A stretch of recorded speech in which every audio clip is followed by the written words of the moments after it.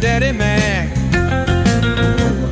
Dan's 30 years got our way, trading life and markets every day. Rusty's chained to the mines, digging deep day by day. But when Option Omega releases new features, he's free to come out and play. Option Omega, you're trading home, where every move makes you feel less alone.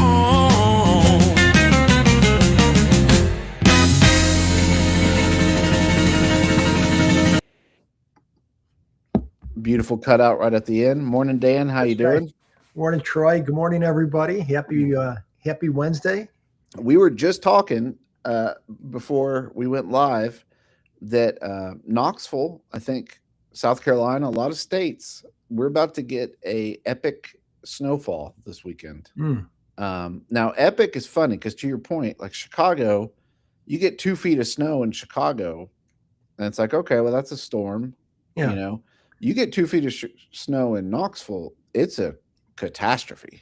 I mean, it's an Armageddon type situation. It is, and people have a hard time believing that. But even, I mean, the other thing is not only do they not have the equipment, which why would they when they don't get some snow? But what people miss is, you know, if you take some of these towns in the South, you know, the driveways go like, I mean, that's the other part. The elevation, and you can't. I mean, with all due respect, Chicago. Oh, it's pretty flat. Yeah, it's a no-brainer. It's easy, and you know, you got the equipment. It just, you know, I mean, the one thing that's universal is if you have ice, I don't care where you live. Ice is tough, right? But snow is. Right. I mean, if you have a decent car with decent tires, all-wheel, you can handle the snow. But yeah, it's the elevation and the slopes. I mean, going through the mountains, you know, going through the mountains with any kind of snow is not healthy. No, it's tough. What do you have any childhood recollections of what's the most snow you got in Chicago? I want to, I mean, just the bit of memory, and the memory gets worse as I get older, but 67, I don't, you know, I think it was, if someone could correct me, I don't know, but it could have been the worst because it takes a lot to get an off day of school, because that's really the only satisfaction in getting these blizzards is to get out of school. Because if you can't get out of school and excuse me, and play in it, what's the point? Absolutely. But it's I think 67 was bad. You know, when that was probably the worst that I remember. But we've had, you know, you get some bad ones, but again, the trucks go all night. I mean, and even East, you know, we always say Chicago, but I think the East Coast gets it worse than at times. But if you got the trucks going all night and they got the salt trucks going all night, they're, you know, it's doable. It's doable. Now, I mean, to me, I'll say this as it goes. I absolutely hate the snow as an adult. It's funny how you switch it. I loved it as a kid. We'd be out for like 4 days at a time when we'd get a bad one in Knoxville. I mean, flipping that side to the parent side, it's a nightmare. It's just an absolute nightmare. Because you're with all due respect. Yeah, I mean, and my wife said yesterday, she said, well, the good news is you'll get to do your favorite thing, the thing you love doing, which is just being in the same room with your family for hours at a time, nonstop. So, now, are you on a where you live, like driveway and everything? Do you have a slope or are you flat? We are flat. Our driveway's flat. We've got a road that dead ends into our house. We kind of on a T, and it dead ends into our house, and that road is a hill. So what you get is a lot of people crashing into our embankment. Are you serious? Oh yeah. You get a lot of that. Now, my son, we got him a 4-wheeler in January, and this is his moment. He's been training for this for almost a year now. I can't imagine Nolan in a he is ready to go to the grocery store for us. He wants to go get the groceries. We'll be buying soup. We'll be more stocked with food on this snow than ever before. Now let me ask you, with the 4-wheeler, so how would he excuse me, can he get on the street? No.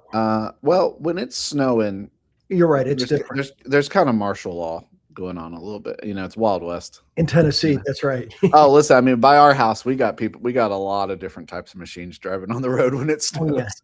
Oh, yeah. Well, and there's more, wouldn't you say, the more rural you go, anything goes. Vigilante justice. Oh, vigilante. Yeah. Vigilante justice. I'm excited. I remember the previous snow, we didn't have a 4-wheeler. And so we have a grocery store, maybe like a 30-minute walk in the snow. So I would walk just to get out of the house. I was getting so freaking. Oh yeah. Oh yeah. It's cabin fever. Right. You get crazy and now do you shovel or you don't really have a don't really need to shovel just because we don't really get out of the house much, during the snow. We will try to de-ice it a little bit, but listen, I mean, to the point, what we're talking about is apparently there's a massive, someone told me that Knoxville could get 20 inches. That would be, if you're in the South, 20 inches is catastrophic because we just don't have the infrastructure for it. And power lines go down and KUB or people will get crazy. They'll take all the food from the bread. Melissa, my wife, tried to go to Costco yesterday and she said that she couldn't find a parking spot. She drove around for 20 minutes, couldn't find a parking spot. Wow. Because you've got the bread thieves just ready to steal in the bread. Bread thieves and toilet paper. That's all they care about. How much toilet paper it's like, why is your toilet paper consumption going to go through the roof? I mean, it's the same. Yeah. I mean, you should be able to lock in. Yeah. I don't know, but we'll see. I will say this, if we have 10, 20 inches of snow, everything's canceled because my kids will not let me work. It's impossible. And so I hear you. I could do a live show, but you'll just hear it be like, you have to go sledding right now. That's right. And Nolan and the this is like Dan's met my son. This is better than Disney World for Nolan. It's the high life. I mean, driving, those don't know, my son's autistic. So driving machines is this is what we're about over here. Now, does your dog love the snow or would he rather stay on the couch? He likes being outside for about 2 minutes at a time. That's it. Yeah. Yeah. And then come right back in. That's right. Now, Nikula, Rusty is stocked up on sardines. Rusty is my sardine guy. I like to, usually I stock up on cigars. I'm trying to go light a little bit into the new year. So we'll see what happens. But listen, anyway, we got huge things happening. So because we've got the snowstorm. But Dan, I don't know if you saw this. We talked a little bit about it on Small Account Challenge yesterday, but I thought it'd be worth talking about for a minute. Yeah. I don't know if you saw this, and the way they write these things makes no sense. But basically, Mag 7 stocks are going to start having 3-day-a-week expirations, I believe, starting Friday or starting next week. They're going to have which expirations? 3-day-a-week expirations. You remember how SPY and SPX used to do Monday, Wednesday, Friday? Yeah. I think they're going to switch back to that, or they're going to switch to that for stocks. Now, that's exciting for us, Dan, because if you're running a small account challenge, that gives you a lot more instances and opportunities to run things. It does. I mean, the only thing I think it's a wonderful step. Don't get me wrong. But we're only basically saying we're going to give you 7 stocks, basically in the same industry, high vol, stocks that have been, all correlated. So, it'd be like I wish they would give like a balanced portfolio and say, look, we're going to give you 7 stocks. We'll give you a couple techs. You want your AI. We'll give you Costco, we'll give you we'll give you something, maybe diversify the portfolio a little bit. But, I think because what it does, it almost, I don't mean to think negative about this, but it's like it almost makes a divide. because if you were to look at the liquidity of the top, CBOE used to have statistics. I don't know if they still do, but the statistics of the most liquid equities or stocks.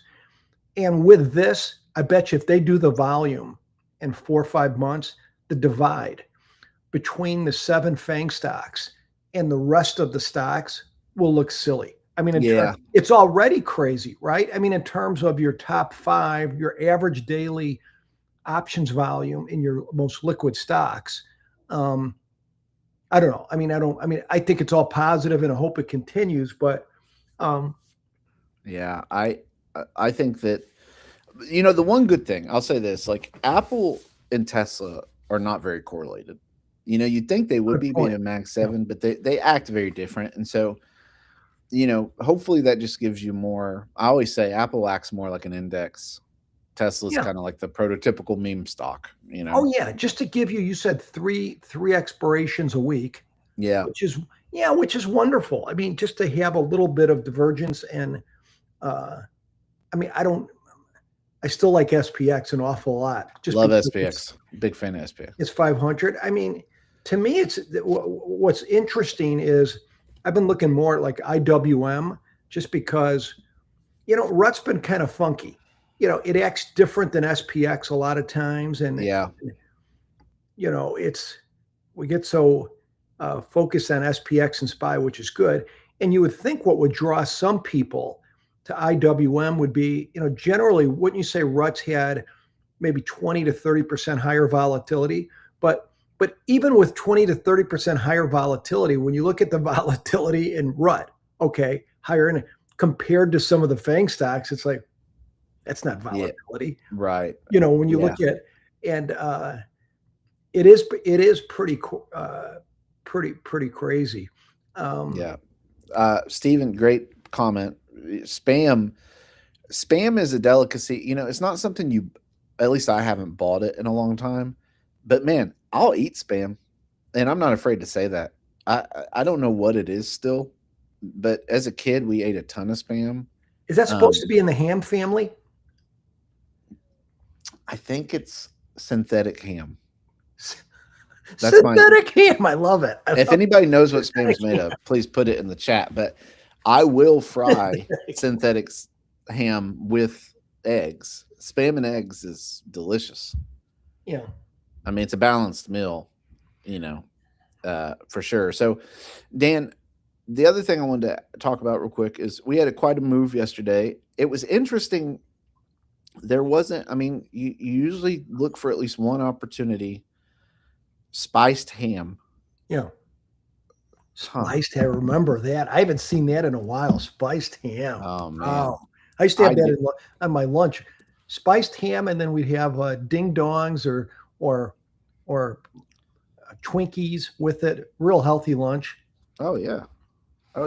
Now, AI is telling me it's pork with ham, salt, water, modified potato starch, not that regular potato starch. We want the modified kind. Sugar and sodium nitrate. So they're taking a food and they're putting some ingredients in it that make it taste better. Yeah, it's not synthetic necessarily, but it definitely wouldn't be considered organic, healthy. Right. Yeah. No, it's not necessarily. I've never seen it at Whole Foods. I'll put it that way. Yeah. I've never seen it at Whole Foods. So, Dan, we had a weird market yesterday. Yeah. We usually get one by the dip chance. I think it rallied 30. It was down 70 at some point, and then we just kind of crapped the bed and stayed down there. Yeah. This morning, President Trump speaking at Davos. Oh yeah. And I think that could impact the market today. I feel like we're kind of set up with the VIX over 20 that from what no news is good. This is kind of the vol that you have to start getting continuously bad news to stay elevated like this. Would you say that's the Oh yeah. Yesterday I think was just, when you look at it, S&P now for the year is about unched down a little bit, right? And I just look at after the last 3 years, do we need a 300 point down not in one day, but do we need to go down 5%? Yeah, I mean, we were down 20% or 15% in April. So we're gonna have our 3 to 5% moves down. But I mean, yesterday was, got below the 50-day moving average, but the VIX was pathetic.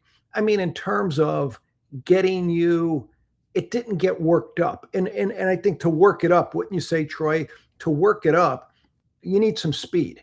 Like once we were down 130, that next 50 would have been, if it would have gone like down 180, I think you would have saw VIX go crazy. But I mean, this is just very orderly. If nothing, if we took out Davos, whatever, Israel, Iran, all your geopolitical or whatever, all the inflation number, it's just normal ebb and flows. We need this thing to, some ebb and flows, which is normal in the market. It can be choppy.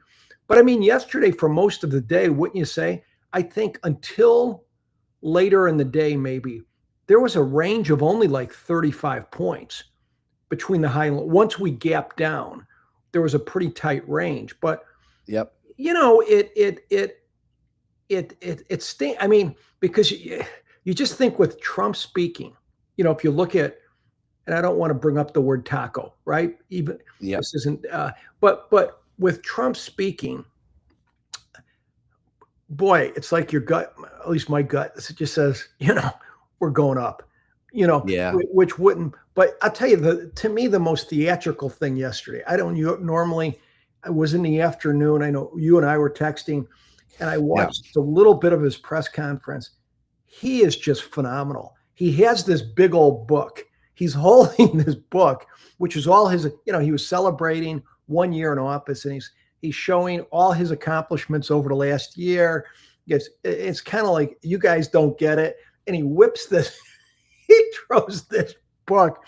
I mean, people can say what they say. They're going to miss him in terms of pure entertainment. Oh my goodness. I laughed for about a half hour after when I saw. I mean, did you watch more than that, or did you? I tried to watch a whole thing. Small Count Challenge was coming up. I mean, he can go on a bender sometimes to me. That's the best word to say. You forget what he's talking about, and then you kind of zone back in, and you're like, what is happening right now? What are we saying? I will say this.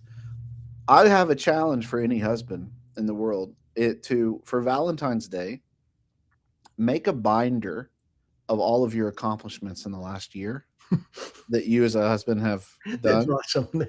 And then just say like, hey, just a chance to reflect, a chance to reflect. Give that to your wife along with the flowers or something. That's right. Give her the flowers, but then once you hand her the book, take the flowers back and you say, listen, once I think you read this book, I think you'll understand why I really should probably be the one with these. How special I am. Yeah. My grandpa would say to my grandma, randomly, but enough to be hilarious. Now, he wasn't joking. This is the beauty of my grandpa. He was very serious about it. But he would say, he'd look at her and he'd say, every day's Christmas for you. Every day's Christmas for you. Which my wife enjoys that. So, listen, we've got go ahead, Dan. I said, hopefully Grandma had some good sense of humor comments. She has a good sense of humor. She took it well. But all right, I'm going to show a test real quick, and we like to show tests every once in a while. Yeah. And I think that one of the things that's interesting about this test, this is a Mark Anderson test. And it's not something I don't think necessarily trades. It's just a test he shared a couple months ago when he was on the OO show. And I thought it was interesting because I've heard chatter of like 0 day. 0 day especially went through some periods in December where it just was kind of churning, like selling premium 0 day. And so I thought it'd be interesting to share this test. So I'm going to share this test. This is run since SPX dailies. And it is basically an iron condor that you put on in the afternoon. It's almost an iron fly, Dan. I mean, it's a very high delta. Oh yeah. It's 40 delta. So you're almost in iron fly land. Yeah. You open it every Monday and Friday. And you open the trade at 245. Only when the VIX is under 21. Sneeze fest. And you're trying to take a profit target of 50%. Now, straight away, we'll look at something. We got to add require to can hit the profit target. Why do we do that? Because profit targets can lie to you. I have some calendars on right now that, you know, they are twitching profit that I absolutely am never going to get, you know, and so you have to do that. So that takes it down a little bit, but I wanted to show this, just the idea of, Dan, I hate selling premium, and it's just not my thing. I've learned to not trust it. And one of the things this year I'm trying to get better at is trusting it. And so I'm trying to look at things and just look at it from a fresh pair of eyes and say, you know, you could just put this on. You could just do something like this one day. You can just do things, you know? Yeah. What are your thoughts on this? Well, don't you, I mean, when I'm looking at this, you're right. It's like an iron butterfly. It's not far from being at the money, right? I mean, you're slightly out of the money. I mean, here's what I like about it. I like this. You're only in it for about an hour, right? You do it at the end of the day. And this is, you do it just 2 days a week, right? Monday and Friday. And what I like is the risk reward, right? It's like a 1-to-1, isn't it? Risk reward. Am I right? Let me check here. Close to it. Let me just run it real quick with one, just to see what we're dealing with here. So, you know, almost a 1-to-1. I mean, I would say overall about a 1-to-1. Yeah, because you get 10, basically your 10 wide spreads for 4. Yeah, I mean, it's less, you know, it's kind of, I'm thinking, you know, psychologically, you know, when you look at like a 10 delta iron condor for 0 day or 15 delta, you know, you're bringing in $1 or whatever, whatever it is, but you got much more risk, right? Here, you know, you could, your credit isn't that much smaller. You know, in the first one on January 16, right? You're bringing in a credit of 430 to risk 570, right? Yep. So yeah, that doesn't, you know, so that's good. I mean, the win percentage looks really good. Yeah, I didn't notice the amount of trades. There's only 3 trades. Yeah, let's go back to about 193 trades over a 4-year period, 3-year period, and 71% win rate. You know, you're taking profit at 50% on that, or you're exiting the trade at 352.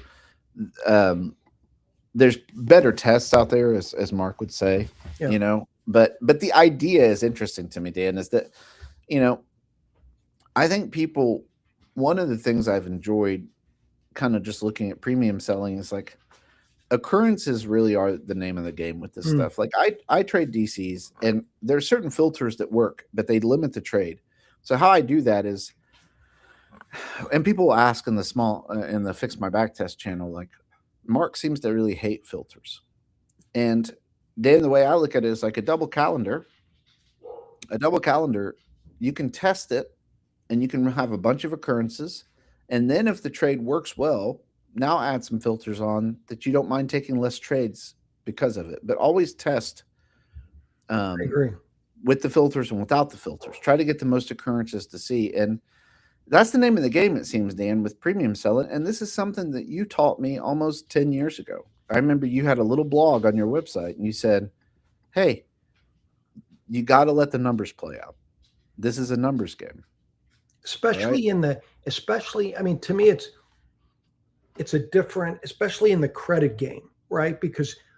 But generally the credit game is either you got a stinky risk reward or a good risk reward. But one is you're giving up the probabilities to get a better risk reward, like this trade. The way Tammy and others might do it, you have probabilities in your favor. Yeah. But you just have to be more diligent with the risk reward. That's right. Yeah, I mean, this. I was going to ask you, but what was I going to ask you about this, Troy? On this one, do you? Okay, so it's for the win per. The MAR ratio 1 point. Does that seem?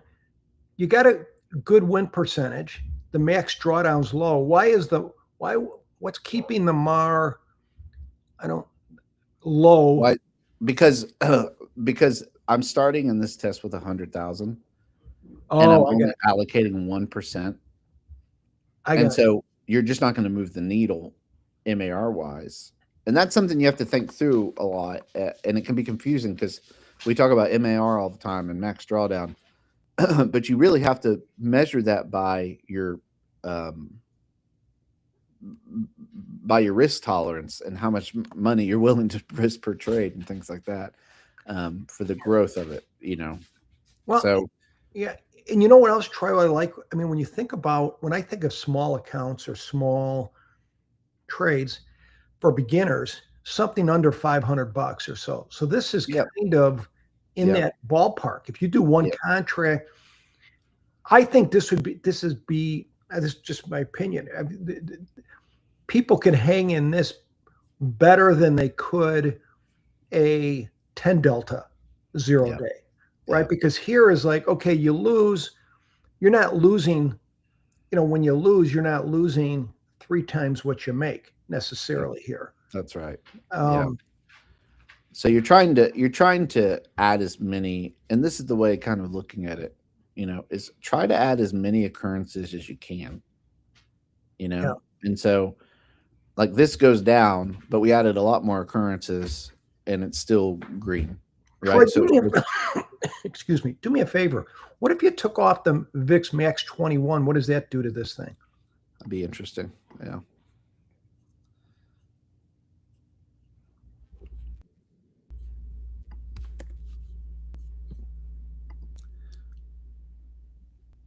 Bated breath. Yeah. Bated breath.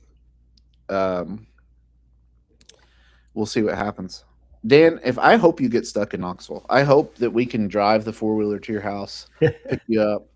Nothing would that would make my year to have Nolan pick me up. We go out for Chick-fil-A will be open. We'll go to Chick-fil-A 2 hours later. We'll go to, what's the prison? Bushy? Brushy Mountain. Mountain. Oh yeah. All right. So Dan, removing it adds even more occurrences. Again, it drops the MAR. But the point being that, like, the theory, it's not about comparing tests and say, well, this is a bad test compared to that first test. It's about showing the structure. It's saying, does this survive with 1,000 instances? Yeah. What happens if 400? So try to build as many instances as you can, and then add filters if you want to limit and try to take it. But you need to see if none of these filters went on, would this structure still work at this time? Yeah. That's kind of the name of the game a little bit. Hey, Troy, can we get crazy here for a second? How about if you forget the Monday, Friday? Let's go every day. This is it. This is every day. Oh, that's okay. Yeah, I already switched it. So that's okay. So this is every day. Now, how was it when you did just Monday, Friday without the VIX? I haven't done that. Let me try that real quick. Because that's what Mark's was, right? Monday, Friday. Yeah. Yeah, we'll see. Good order. While that you're doing that, you've been back testing a long time. Well, let me see, 65%, a few more winners, a little worse, would you say? Yeah, a little worse. I mean, nothing much. No, nothing bad. It's about the same each time. That's the thing that's interesting about it. One more thing real quick I want to test. I'm going to do daily. I'm going to go when it's only 21 or above. Only 21. Interesting. So we'll see what happens. Do you find Monday, Friday? I mean, in all your back testing, you hear people, like Matt will say, okay, this day's bad. Like Thursday, was it Thursday or? Yeah, Thursday. Do you find like if you were going to put a 0 day, and I know you do a lot of DC, so they're not 0 day, right? They might be 1 day or. Yeah, I mean, the way I look at that stuff is I certainly have things I've tried to get away from specific days. Yeah. It certainly does work, but my mindset with this stuff at this point is like I want to see if something works every day. I don't want to Mm. I don't want to get too there is seasonality to things, and there are certain days that work better. Like the Tesla, one of the things in the small account challenge, that Tesla kind of open range breakout, it just doesn't work on Wednesday. So like I could play the game and be like, well, we should just keep it in there. But like Yeah. I had multiple people look at it with me and they're like, no, it really doesn't work. Troy, I got a question for you. Yes. What would you, Tom, or some of the vets in the Discord would say when it comes to what you see from veterans and everyone? You know, you have Rusty and Matt would be, I mean, you're there, but as far as very good at letting the back test go, right? What percent, if you have a pendulum here, what percentage would you say at least would you have to guess that people would do maybe, okay, they're following the back test, but some of them put a governor on the mini bike. In other words, some of them will say, like me, or still have a bad habit, like, hey, I don't like this volatility. You know, I'm not doing it on this day or whatever. What would you call it? Discretionary, some discretionary. Is there any, do you see people in the Discord?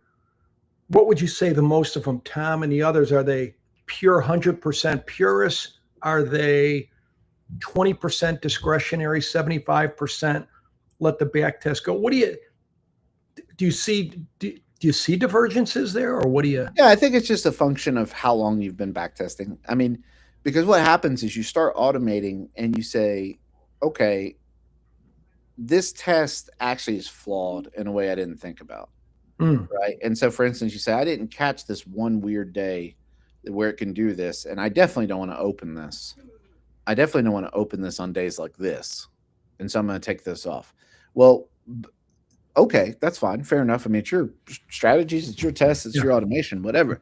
But what I'd encourage you to do if you do that is to say, well, go back test it and put that parameter in that you don't want to trade and see if it makes it better or worse. Right. You can do right. It always comes back to, you could put I like that. You know, you can put the data in and make a judgment on it. Yeah. Yeah. I think, and Rob Maria, we'll definitely talk about that more. We can show some DCs tomorrow, positive of you. What's funny, Dan, is, I mean, you see the type of traders, and it's very interesting to me, the type of like, you know, like for instance, like selling premium. I have trouble mentally with it. Like I have a mental block selling premium. I do sell premium, but I have a mental block with it. Whereas other people who like, they see selling premium as clear as day. They'll ask me, they'll DM me and be like, I mean, I just can't trust the DC. And it's like, that's all I trust at DC. It's so interesting to me just how you read tests. Don't you think a lot of it though is, at least what I find, and again, we get comfortable, but when you ask, you know, some of it's fickleness. And what I mean is, did you give it enough occurrences, right? You've traded enough DCs for 2 lifetimes, but how many did you give the credit spread enough? Did you do enough of them, right? Or is it, I could say that could be one of the problems. The other problem could be you're just not as comfortable with the risk reward, you know, because, you know, sometimes when you're selling puts, you win, you're winning phenomenally often. Can you, you know, the Jack Nicholson, can you handle the truth when it goes against you? Are you going to lose 4 or 5 times? Whereas the great thing with the double calendar, you can lose a 20%er, but you could pick up a 40%er. That's right. And in a million years, you're not going to pick up a 40% yield on a credit thing normally, right? It just they're different. So I don't know, you know, but it's hey. Listen, I just would encourage people to be open.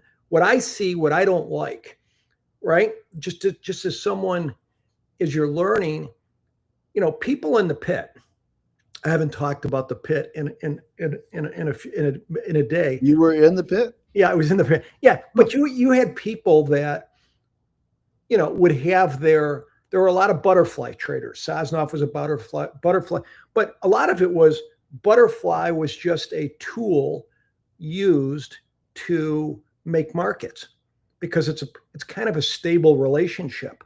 And so people coming in and buying and selling options all day, you had to keep some sanity. How are you going to price it? Right? You could price it by synthetics. Some people would do it, long call, short put, short stock. So you'd have a reversal, you can go home with no risk. Or you put it butterflies. People like butterflies because they were stable relationships. But if you have them out of the money, they're like time bombs, right? And people would load up on, they just get into some out of the money butterflies for a quarter, 1,000 of them. And, all you need is one day and you sell 1,000 out at $0.50 or whatever. So I think, a lot of it's comfortability, but always be open, right? And I one thing I'll give, I'll bring up, a shout out to Tom Sosnoff in this, is that, when they were doing Tasty Trade, him and Scott already had 20 years under their belt, right? Already, or 30 years under their belt, whatever. But they let the research, they had a research department that researched, and they were open to stuff, right?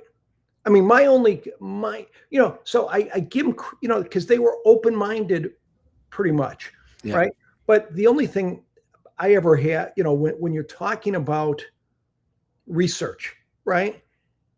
To me, it's always in the assumptions, right? Isn't it true? You can prove, and that's why I think it's that you guys are very diligent with the back tests, that it's not like you can't sugarcoat it or you can't, what's the word you use, Troy, to make a back test look better than it is? What's the word? There's lots of different ones, cussing ones or non-cussing ones, but I mean, falsified a little bit. Yeah, falsified. Curve. I mean, you could, when I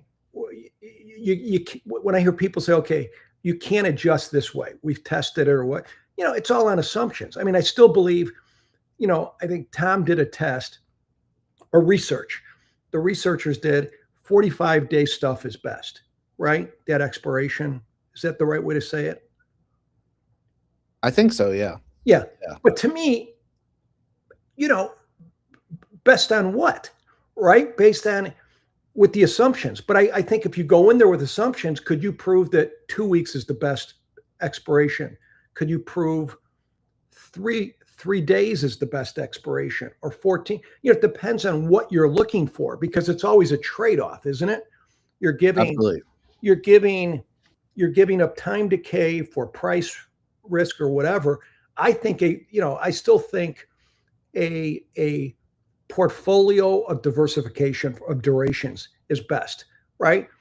If somebody likes that, like, you might have we've got quite a few people that'll have a small allocation of 0 to 4 day stuff, right? Then they might have a little bigger allocation, 10 to 30 day stuff.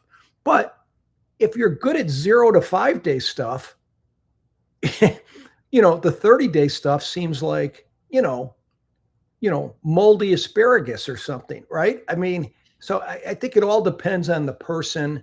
Yeah, 100%. But to me, it's getting people from beginner traders. The biggest thing is get those new traders enough.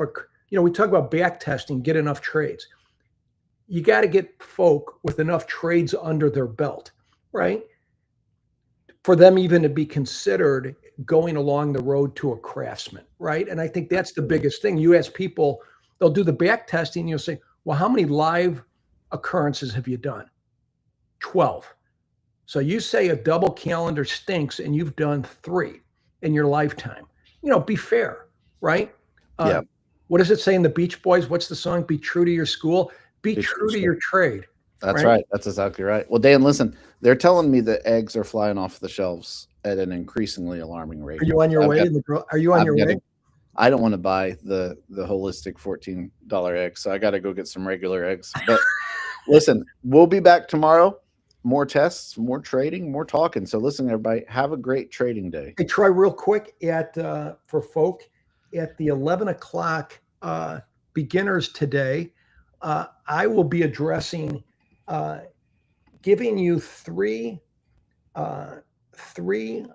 different ideas instead of if you want to buy a long call to pick up some long deltas on the upside. You could do this. I love it. But three better ways, in my opinion, that most people will use instead of a long call. We'll start with a long call and we'll kind of build a bear. We'll take you to a vertical debit spread, a fly, and then we'll turn it into a calendar, but we'll do it very basic, all with the same long call to give you an idea. And most people, you know, professionals or whatever that word means, they're not using long calls, right? They're using some of these vertical debit spreads, directional flying. And when you see how they're built, it's not so crazy. And these give you superior yield, and they're just a fraction of the cost. And that's why, you know, nothing wrong with long calls, but you better be right quickly because they'll decay, you know. So anyway, we're gonna address that. I think that'll be a help to you in your trading. It'll keep you around a little longer, and it'll be at 11 o'clock. Sounds good. Looking forward to it. We'll see you guys at 11. All right. Bye-bye.